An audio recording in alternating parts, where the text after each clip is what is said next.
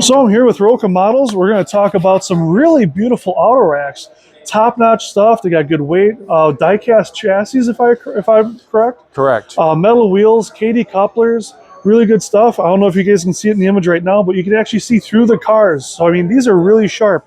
If you remember back to a review I did with my friend John, we talked about one of these. Is actually this car here. If you want to talk about that a little bit, you guys said that people have been making some good waves with those, kind of doing their own thing a little bit. Yeah. Thanks very much, Shawn. These are HO scale, high detail, super detail models of the first enclosed auto racks called Safe Packs. They were made by the company Whitehead and Kales in late 1974, 1975. There are 5 different versions depending on the life, the service life of the prototypes. With high roof versions here, low roof versions as delivered so-called accordion doors, and then versions that have no roof, no end doors. And then the final versions that lasted up to the mid to late 1990s are the ones with the high roof and the Thrall clamshell end doors. This particular model that you're pointing out is a factory error, and we have another run of the corrected ones coming in. We're selling these at a discount. The problem with these is that there should be a "the" before the family lines. An unfortunate error which is being corrected, and by the end of the year we'll have accurate ones coming in. The ones that are here now we're offering at a discount, and we have decals that I've made and had printed, professionally printed, to correct that if you want to. What we found quite interestingly is that these have sold quite well in that the lettering comes off pretty easily with standard techniques using various decal setting solutions, so to speak, which you can easily find on YouTube, on the internet. And folks have done that and or weathered these cars so that you really don't appreciate any alteration in the proper lettering. And to take the lettering off completely is quite straightforward without marring the paint or the finish. And a lot of folks have used that to make their own freelance versions of these models. All the rest of these are correct, prototypically accurate. There are 4 numbers per car type and per lettering style. These cars, as I said, ran from '74 to the '90s. The Canadian Pacific versions are still running in Canada today, and indeed some friends have spotted these in Kansas City post CP merger, Canadian Pacific merger, being repainted. So I'm hot after that new paint scheme for these wonderful auto rack cars. The models themselves, the sides are a single piece injection molded piece of plastic. There's no brass or steel etchings here that are glued on that will come off or change. The bottom, the flat car underneath is a cast and a machined metal. KD number 5 couplers, prototypically accurate 28-inch diameter wheels. These cars were designed to ride very low to increase the overhead clearance of the cars so that the roofs would not be scraped off by an overpass, for example. The differences in styles really reflect the economic changes that happened very quickly in the early to mid 1970s after the oil crisis. So these cars were very quickly designed and manufactured by Whitehead and Kales in Detroit, and they were specifically designed to carry the new smaller cars, and also designed to be the first enclosed auto racks to increase safety and decrease insurance costs. Very quickly, they discovered that in some regions of the country, even these low roof versions were too high. So many of the railroads, after receiving these, they took the roofs and the end doors off. Pardon me, so that they would do the clearance through difficult overpasses. One of the things about these cars without the roof or the ends, as you can see, the interior are painted white. but there's no bleed through on any of these. It's a very difficult thing to do paint-wise.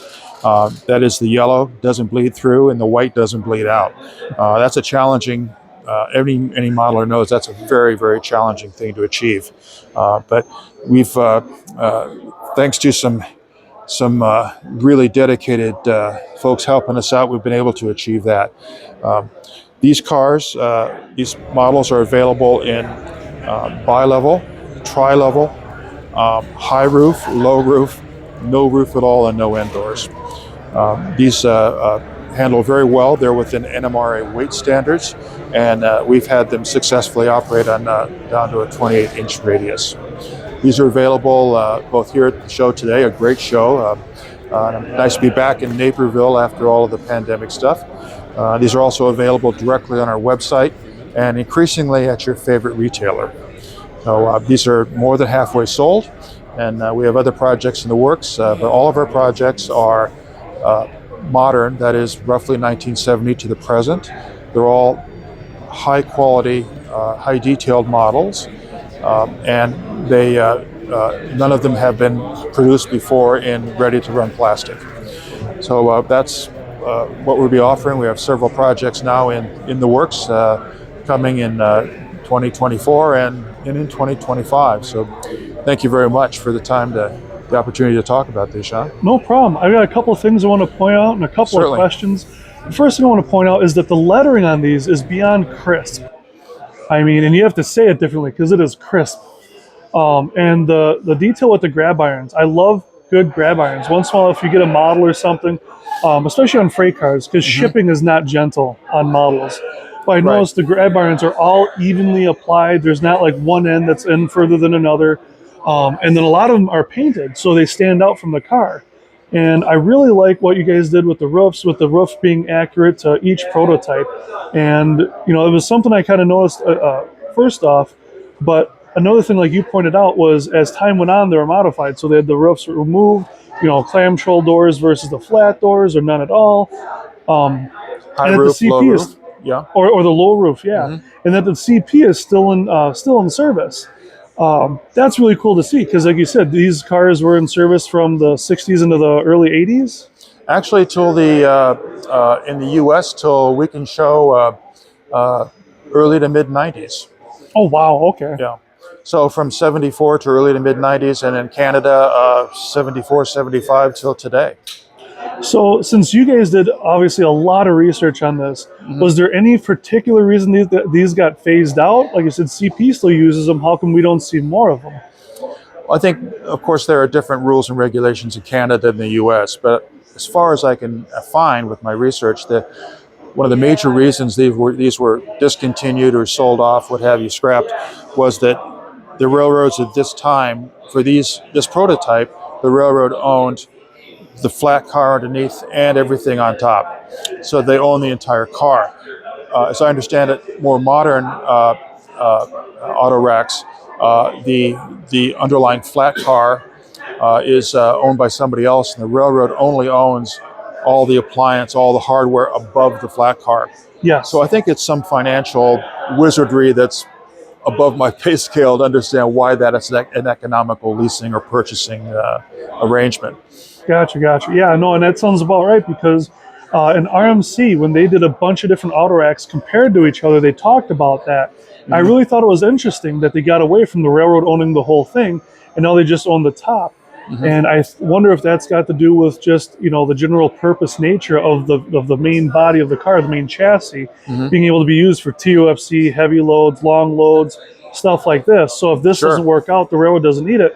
Cool. We can repurpose the underside of that for something else. Sure. That's what TTX does. Exactly. Yes. Exactly. Right. So TTX just takes the top off and uses them in a flat. Yep. Yeah. So awesome. Cool. Well, thank you again so much. I think one of my favorite parts, again, besides the crisp lettering, is just the weight. You can put this anywhere in a train, the front, the middle, the back, and probably any length and not have any issues. But again, as we spoke about earlier, cars like this are meant for a larger radius. You can probably get away with some smaller radiuses, but it's not going to look right. You know, you're going to have the rails kicking out the other side of the car. But they're just beautiful. And with the open auto racks like that, that'll probably look amazing if you're able to get some nice 70s automobiles in there. That'd probably look pretty sharp. Thank you, Shawn. couple more things, if I can bring them up. Absolutely. I appreciate your thoughts on the details. We were very concerned about the shipping of these from Hong Kong to Port of Seattle and then off onto our office in Billings, Montana. We leased our own container for this journey, 4 big pallets. And we made sure that the pallets were secured down within the solo container that we leased, and secured directly to the floor, so there was no shifting of pallets in transit, etc. A lot of details like this in this project are necessary, from the early phases of design all the way to the shipping. And it's a learning process, a good process, and you learn a lot of the details about how much work is really involved in getting a project like this not only designed and quoted and bid for, but also how to keep it on track with the manufacturers. All the little details have to be just right, and everything from as I mentioned, from the very beginning all the way through how it's going to be shipped, where it's going to be shipped, and how it's going to be secured in shipping. All those little details, we learned. And it will be incorporated. And they add up to being a lot of work, I'm sure. It's a lot of good work, and it's a learning curve, and you develop a lot of really good relationships along the way, in China, in Seattle, Hong Kong, what have you. That people are, if they know you're concerned, they're concerned. So it's a big part of this project and upcoming projects from us.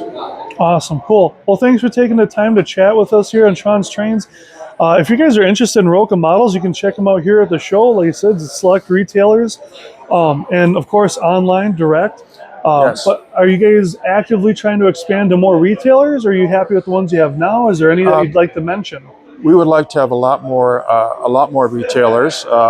We currently have been doing a lot of sales through Spring Creek Models in Dreshler, Nebraska. But yeah, we'd certainly looking to have more retailers, not only for this project but the other projects that are in the works, so to speak.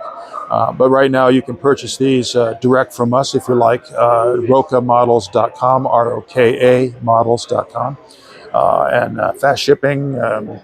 And we have. We're more than halfway through the run. So if you're interested, I would suggest that we expect to be sold out hopefully by Christmas. So these are going quickly, so to speak. Awesome. Thank you so much. Glad to hear it. And I'll get a nicer shot of this QR code. So if you guys are watching this on your TV or computer, you'll be able to scan your screen, go right to their website, and get some of these beautiful models on your railroad. Thanks for watching Shawn's Trains. Thank you, Shawn.